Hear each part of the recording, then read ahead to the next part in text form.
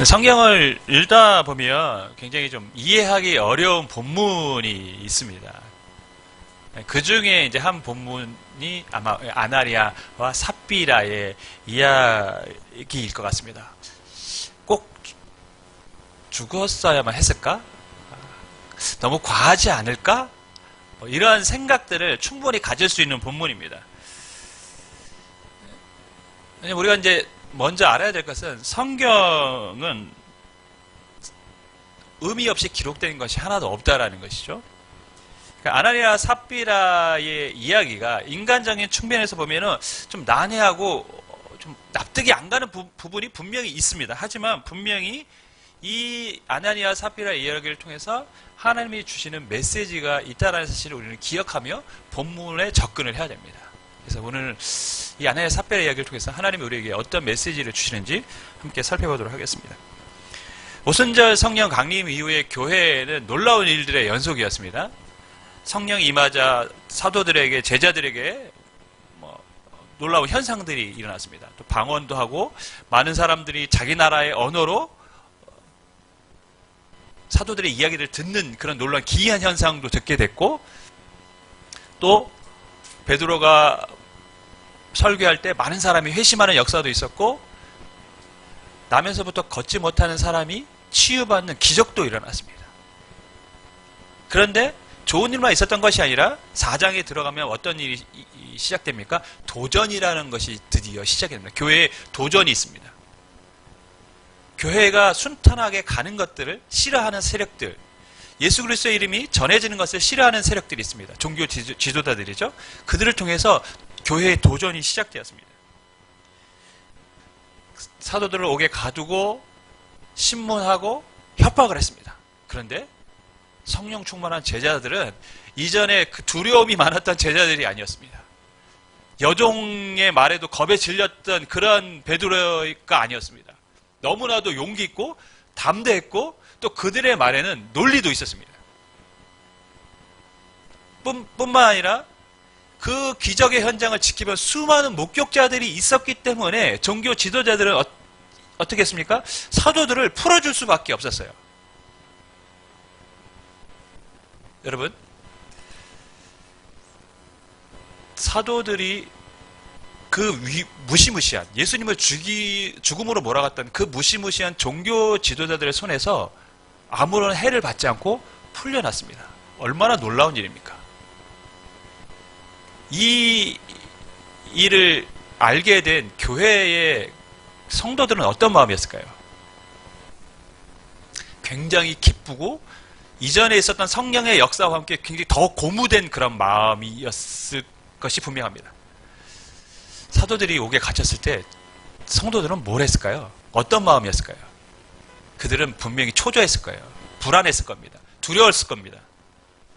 그리고 그들은 무엇을 했을까요? 그들은 기도를 했겠죠. 하나님 사도들을 지켜주십시오. 하나님 베드로와 요한을 지켜주십시오. 근데 그들이 그 무시무시한 종교 권력자들의 손에서 아무런 해도 받지 않고 나와서 그들 앞에 다시 서게 된 것입니다. 교회가 더 큰 영적인 부흥이, 감동이 그들에게 있었습니다. 그래서 보면 그들의 이 고무된 그 모습을 그대로 이제 잘 설명하는 말씀이 있는데 4장 32절 말씀인데요. 제가 있습니다. 믿는 무리가 한 마음과 한 뜻이 되어 모든 물건을 서로 통용하고 자기 재물을 조금이라도 자기 것이라 하는 이가 하나도 없더라. 이미 2장에서도 이와 비슷한 일들이 있었습니다. 그죠? 자기 것을 팔아서 나눠 쓰고 또 자기 물건을 통용하는 일들이 있었는데 이 사도들이 풀려난 일들을 통해서 더 많은 사람들이 더 기쁨으로 이 일에 참여하고 있다라고 성경은 기록하고 있는 것이죠. 너무 감동을 받아서 은혜를 받아서 뭐 한 겁니까? 야, 내 차 있는데 키 여기 있으니까 필요하면 내 차 아무 때나 가서 운전해. 기름 안 넣어도 돼. 여기 내 카드 있으니까 카드 비밀번호 오니까 필요하면 여기 돈 얼마 있으니까 써. 이렇게 한 거예요. 여러분 이게 상식적으로 이해가 되는 행동들입니까? 근데 초대교회 성도들이 그렇게 했다라는 거예요.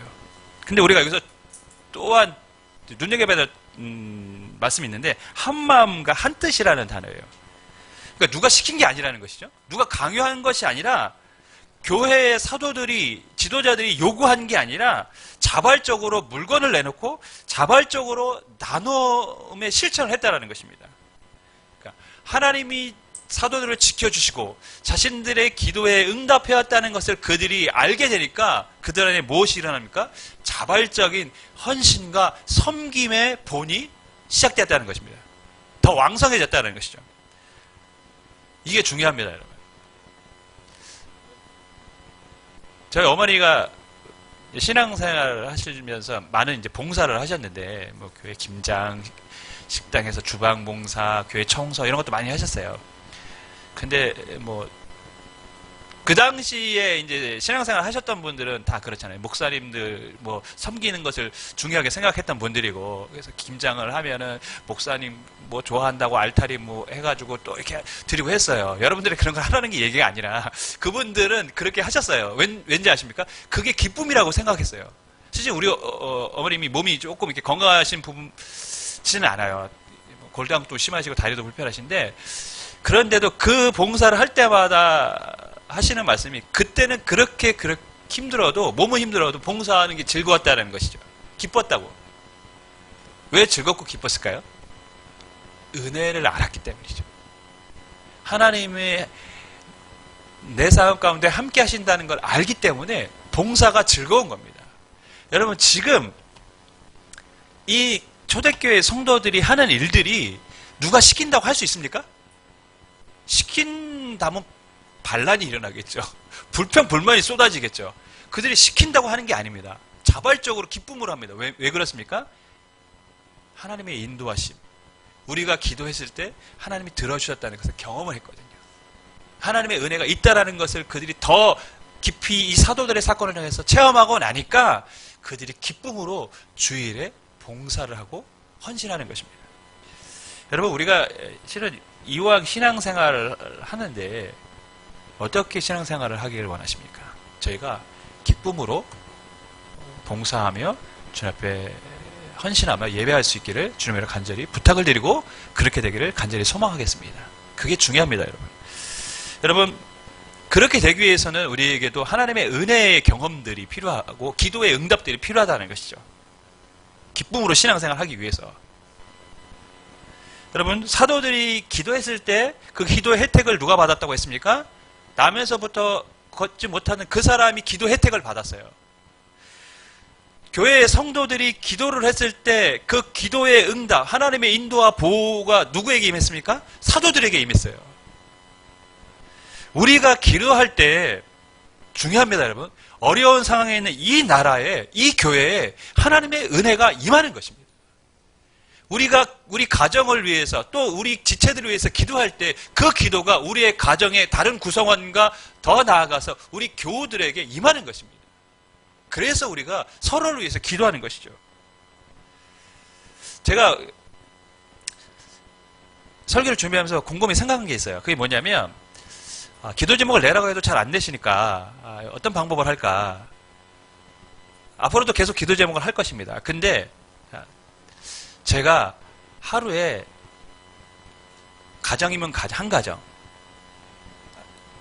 아니면 한 사람, 이렇게 별도의 기도 제목을 카톡방에 올려야겠다. 그래서 오늘은 이 가정을 위해서 이 기도 제목으로 기도해 주세요. 다음 날은 이 사람을 위해서 이러한 기도 제목이 있으니까 기도해 주세요. 그러면 한 번에도 읽고 기도하지 않을까요? 그 순간만이라도. 왜 우리가 이렇게 기도를 해야 되는 것인가? 그 기도에 하나님이 역사하시고 또한 그 하나님의 역사를 경험하게 될 때 우리가 기쁨으로 신앙생활 할 수 있게 되기 때문에 우리가 기도해야 될 줄 믿습니다. 주 안에 사랑하는 여러분, 초대교회 성도들은 기쁨으로 지금 봉사하고 헌신하고 있습니다. 하나님의 은혜를 알았기 때문이죠. 경험했기 때문입니다. 근데 이 일에 오늘 성경을 보니까 동참한 부부가 있어요. 그게 누구냐면 아나니아와 삽비라라는 부부입니다. 성도들의 이런 모습에 도전을 받았는지 자기들도 자신들의 재산을 다 밭을 팔아서 사도들의 발 앞에 놓았는데 문제는 뭐냐? 다 내놓은 것이 아니라 판 것 중에 일부만 내놓았다는 것이죠. 2절을 보면 그 값에서 얼마를 감춤해 그 아내도 알더라. 얼마만 가져다가 사도들의 발 앞에 두니.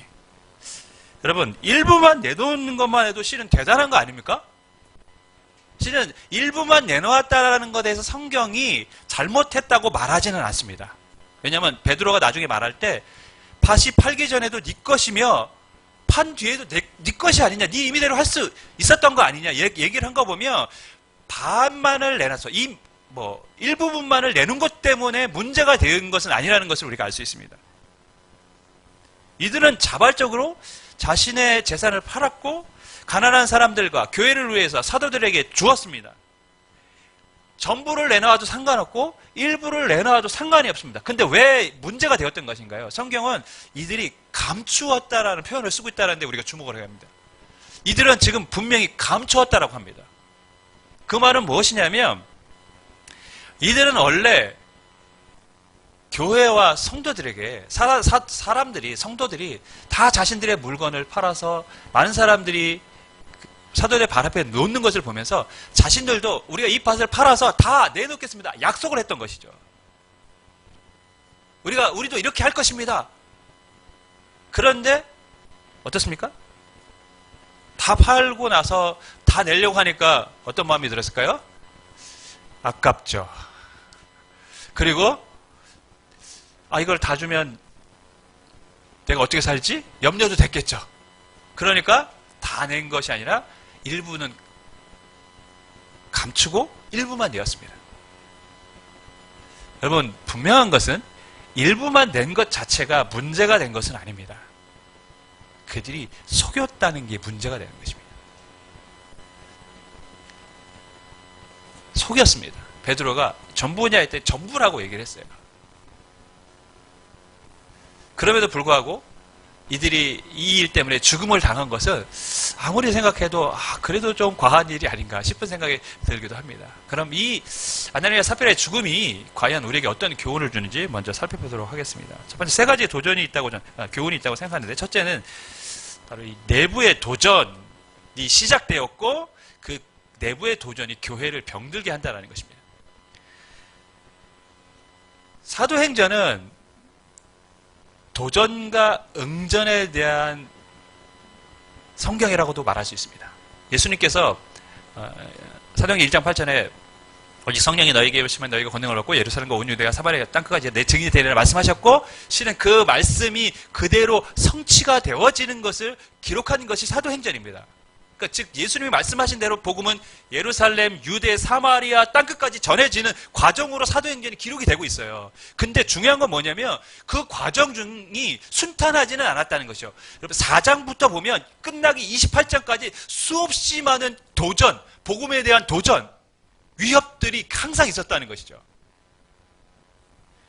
주님의 사명을 사도들이 이루는 그 과정을 성경이 기록했지만 그 중간중간에는 무엇이 있었습니까? 도전이 있었고 그 도전에 맞서 싸운 사도들의 모습이 기록된 것이 사도행전이라는 것이죠. 근데 4장에는 그 도전의 시작을 기록했는데 그 도전은 외부적인 도전이었어요. 종교 지도자들, 권력자들에 의한 도전이었다는 것이죠.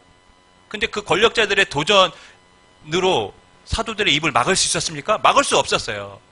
외부의 도전으로 교회가 복음을 전하는 것, 복음에 증거되는 것, 복음이 확장되는 것을 막을 수 없었어요. 그러니까 이제 다른 전략이 필요하죠. 어떤 전략이 필요합니까? 내부의 도전을 주기 시작합니다. 내부의 분열을 일으키기 시작합니다. 성경을 보면요, 이 내부와 외부의 도전들이 계속 번갈아 가면서 사도행전이 일어납니다. 5장 중반쯤 보면 또다시 종교 지도자들이 사도들을 위협하는 사건이 일어납니다. 그리고 6장에 들어가면 어떤 사건이 일어나냐면 구제를 하는 문제 때문에 히브리파 그리스도인과 성도들과 헬라파 성도들 간에 다툼이 일어나요. 교회 내분이 또 일어나요. 그러니까 지금 사탄이 하나님 나라의 복음이 증거되는 것을 막기 위해서 외부적인 힘으로 교회에 도전을 줄 때가 있고 내부적으로 교회 갈등을 일으켜서 교회를 자꾸 분열시키려는 그런 일들을 하고 있다는 것이죠. 그럼 5장의 아나니아 삽비라 이야기는 뭡니까? 바로 그 사탄이 내부의 도전을 주기 시작했다는 것이죠. 여러분, 근데 우리가 이 본문들을 통해서 알아야 될 것이 뭐냐면, 세상은 교회를 무너뜨리기 위해서 때때는 권력자들을 통해서, 세상의 힘을 통해서, 때때로 교회 내부의 갈등을 통해서 교회를 계속해서 넘어뜨리려고 하는 것이고, 그것도 사탄의 도전은 지금 이 시대에도 동일하게 있다는 것이죠. 사탄은 수단과 방법을 가리지 않습니다. 교회를 무너뜨리기 위해서. 저희 교회가 이제 설립하고 이전에 있는 밖에 저희 교회 그 간판에는 교단 로고만 있고 대한예수교 장로회라는 말이 없었어요. 교단 로고만 있고 하나성문교회 이렇게 있었습니다. 저 위층에 사물을 보는 여자분이 계신데 교회에 다니시는 분이고 가족 중에 목회자도 있다고 제가 들었는데 어디 교단이라고 물어보는 거예요. 아, 저희 대한예수교 장로회 합동입니다. 근데 지나가는 사람들도 다 물어본다라는 거예요. 대한예수교 장로회가 없으니까 저게 2단 아니냐. 아니라고. 저희 합동교단 맞고 이게 제 대한예수교 장로회 소속이라고.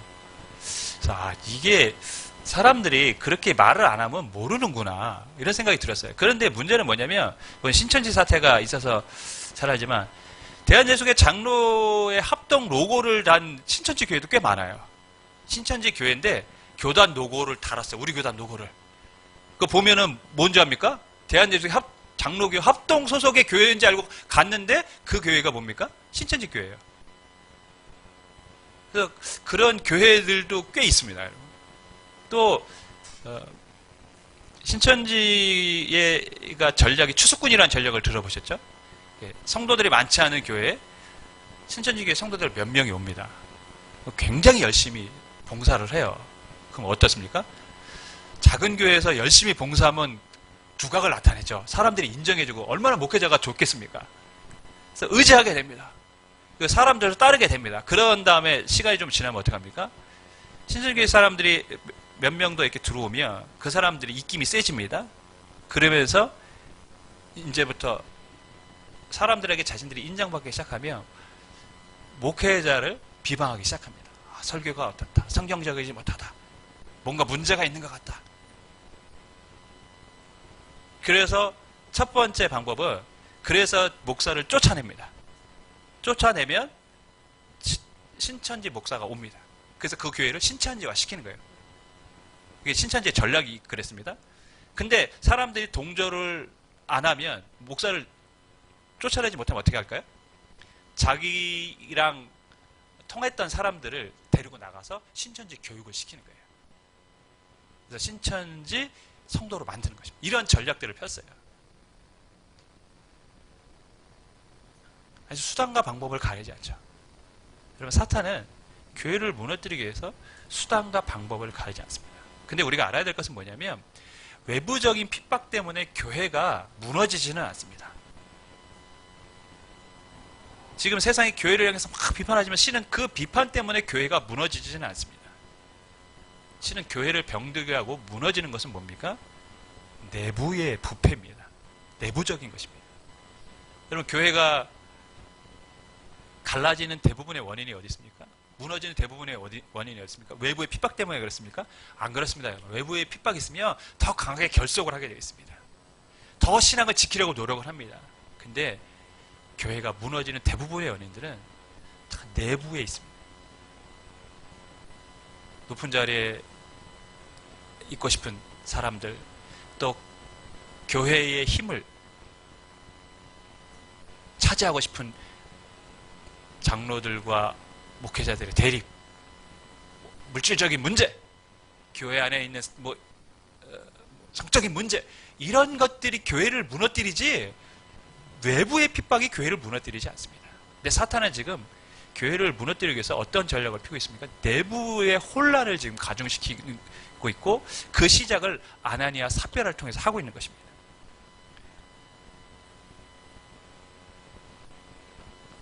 그래서 아나니아 삽비라는 지금 교회의 내부의 도전이 시작되었고 그 도전이 교회를 병들게 한다는 것을 우리에게 경고를 하고 있는 말씀입니다.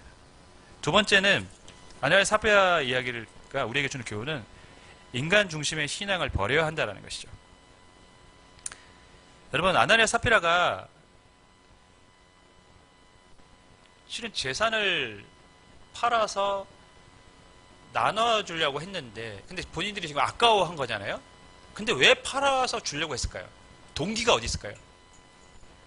왜 밭을 팔아서 사도들에게 준다고 했을까요? 실은 성경에는 그 동기가 기록되어 있지는 않습니다. 하지만 짐작할 수 있는 성경 구절이 있는데 단서가 하나 있는데 4장 36절 37절 말씀입니다. 제가 읽습니다. 구브로에서 난 레위족 사람이 있으니 이름은 요셉이라 사도들이 일컬어 바나바라 번역하면 위로의 아들이라 하니 그가 밭이 있음에 팔아 그 값을 가지고 사도들의 발 앞에 주니라.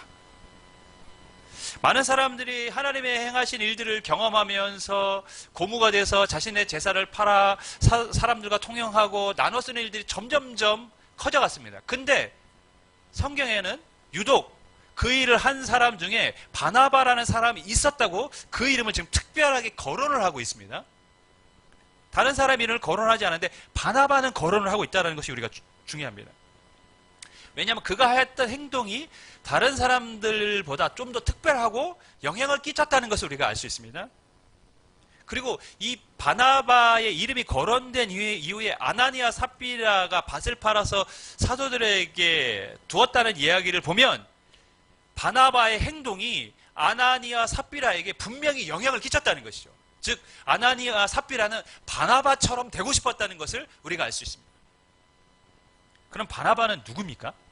이게 중요하죠. 바나바는 나중에 6장에 들어가면 교회에 문제가 생길 때 문제를 해결하기 위해서 7 집사를 세우는데 그 중에 한 명이 바나바입니다. 더 나아가서 바나바는 사도 바울이 선교를 나갈 때 첫 번째 선교 여행에 함께 동행했던 인물이 바나바입니다. 그러니까 교회사에 사도 바울을 사람들이 배척할 때 처음에 사도 바울의 회심을 믿지 않았을 때 그것을 변해준 사람도 바나바예요. 그러니까 교회사의 역사에서 정말 중요한 역할을 했던 사람이 누구냐? 바나바라는 인물입니다. 그렇다면 아나니아 삽비라의 동기를 우리가 대충 짐작합니다. 바나바는 분명 그러한 일들을 통해서 사람들에게 칭찬과 인정을 받았고 교회에서 어느 정도 사람들이 역할을 맡겨도 된 사람이라고 사람들이 칭찬하고 그렇게 사람들이 그런 인물로 받아들였다는 것이죠. 즉 아나니아 삽비라는 그런 바나바를 보면서 어떤 동기가 들었을까요? 바나바처럼 되고 싶었던 것입니다. 사람들에게 내가 이 일을 함으로 칭찬을 받고 나도 교회에 뭔가 어떤 역할을 하기를 기대했다는 것이죠. 그런 사람으로 인정받기를 원했다는 것입니다. 그들의 관심은 내 물건을 팔아서 이 사람들이 나눠 썼으면 좋겠다 라가 아니라 내가 이러한 행동을 함으로 나도 교회에서 인정받고 어떤 교회의 역할을 맡으면 좋겠다가 먼저 했다는 것이죠. 그러니까 어떻습니까? 밭을 팔아 다 주려고 하니까 다 안 팔아도 될 것 같아요. 다 안 줘도 될 것 같아. 반만 줘도 될 것 같아. 일부만 줘도 될 것 같아. 그리고 다 줬다고만 하고 본 사람이 없으니까요.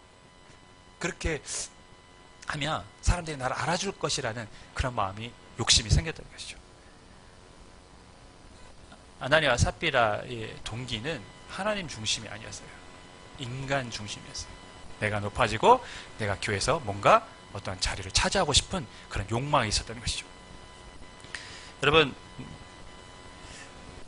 실은 교회를 무너뜨리는 가장 큰 요소 중에 하나가 그런 거 아닙니까? 인간 중심의 신앙생활. 내가 높아지려고 하고 내가 인정받으려고 하는 것.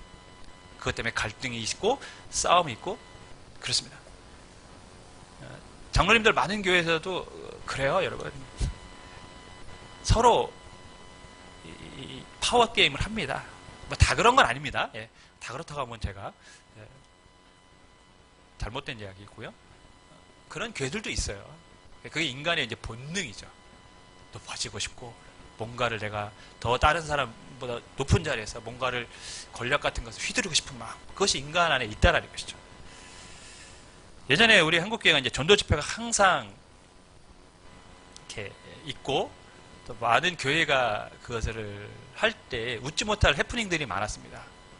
뭐가 있습니까? 성도를 꼬우죠. 니네 교회 전도 집회 할 때 내가 갈 테니까 너 우리 교회 와라. 전도 집회를 안 해오면 면목이 없으니까, 사람이 전도를 안 해오면 면목이 없으니까 우리 교회 와라. 그래서 품앗이를 합니다. 여러분, 그것이 무언가요? 인간 중심의 신앙생활을 하는 것이죠. 교회에서 치는 어떤 직분을 받기 위해서 봉사를 하는 사람들도 있어요. 신앙과 은혜에 감사해서 하는 것이 아니라 내가 열심히 하면 나도 이런 직분을 맡을 수 있겠다. 그것이 다 인간 중심의 신앙생활입니다. 그것이 실은 교회를 무너뜨리는 가장 큰 원인이 되는 것입니다. 여러분, 우리가 봉사하고 섬기는 목적은 어디에 있습니까? 은혜 때문에 해야 되는 줄 믿습니다. 셋째, 아나니아 삽비라가 주는 교훈은 하나님은 결코 속지 않으신다라는 것입니다. 4절 말씀을 보면 땅이 그대로 있을 때에는 내 땅이 아니며 판 후에도 내 마음대로 할 수가 없더냐. 어찌하여 이 일을 내 마음에 두었느냐. 사람에게 거짓말한 것이 아니요 하나님께로다. 있을 때도, 밭이 그대로 있을 때도, 팔았을 때도 아나니아의 마음대로 할 수 있었다는 것입니다. 전부를 내든지 반을 내든지 3분의 1을 내든지 그건 아나니아와 삽비라의 자유였다는 것이죠. 즉 다 안 낸 것이 문제가 된 것은 아니라는 것입니다. 무엇이 문제입니까? 하나님을 속였다는 것이 문제입니다. 베드로를 속이려고 했지만 사도를 속이려고 한 것인데, 실은 아나니아와 삽비라는 그것이 사도를 속이고 교회를 속이는 것으로 생각할지 모르지만 베드로는 그것을 하나님을 속인 일이라고 말하고 있습니다. 만약 다 내려고 약속을 했지만, 그래서 생각해 보니까 아무래도 우리가 살아갈 것이 걱정해서 반만 낼 수밖에 없을 것 같다고 했더라도 아무런 문제가 안 됐을 것입니다. 정직하게 얘기했다면. 근데 그들은 그렇지 않았다는 것이죠. 마치 사도들만 속이면 된다라고 생각했던 것입니다.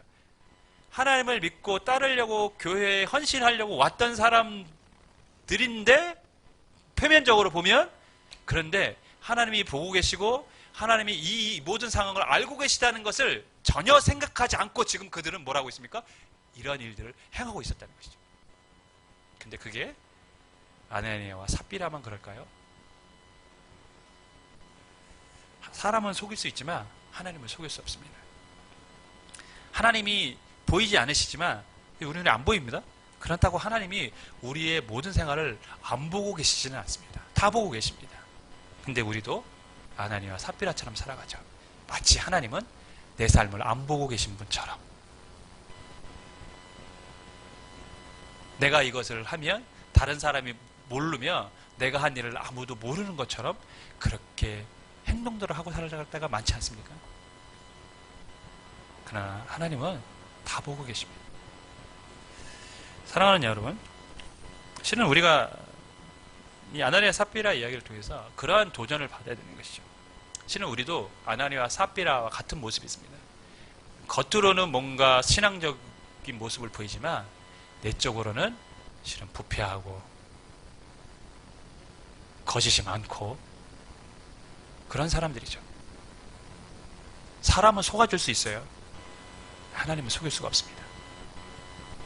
베드로는 아나니아와 삽비라에게 하나님을 속인 것이라고 말하고 있습니다. 여러분, 우리가 하나님이 우리 삶을 보고 계시다는 사실을 우리가 잊지 말아야 합니다. 실은 그것이 아나니아 삽비라의 죽음을 통해서 하나님이 우리에게 주시는 아주 강력한 메시지입니다. 내가 너희들의 모든 것을 알고 보고 있다. 동기도 알고 있다. 말씀을 뵙습니다. 교회를 향한 끊임없는 도전이 있음을 5장에서 계속해서 이야기합니다. 내적인 도전이 시작됐습니다. 그 내적인 도전은 무엇 때문에 시작됐습니까? 인간의 이기적인 욕망, 인정받고 싶은 마음, 높아지고 싶은 그런 마음이 교회에 들어오기 시작한 것이죠. 하지만 그 마음들은 사람은 모를지 몰라도 하나님은 알고 계시다는 것입니다. 사람은 속일 수 있을지 몰라도, 그래서 그 사람이 교회에 뭐 어떤 역할을 맡을지는 몰라도 결코 하나님은 속일 수 없고 그에 합당한 나중에 하나님 앞에 분명한 심판, 평가를 받게 될 줄 믿습니다. 그것이 성경이 우리에게 말씀하는 도전입니다. 우리가 하나님이 우리를 보고 계시다는 이 사실을 기억하면서 하나님 중심의 신앙생활을 할 때에 우리가 바나바와 같은 사람들이 되어 하나님 앞에 귀하게 쓰임받을 줄 믿습니다. 그런 교회와 가정이 되기를 주님의 이름으로 간절히 축원하겠습니다.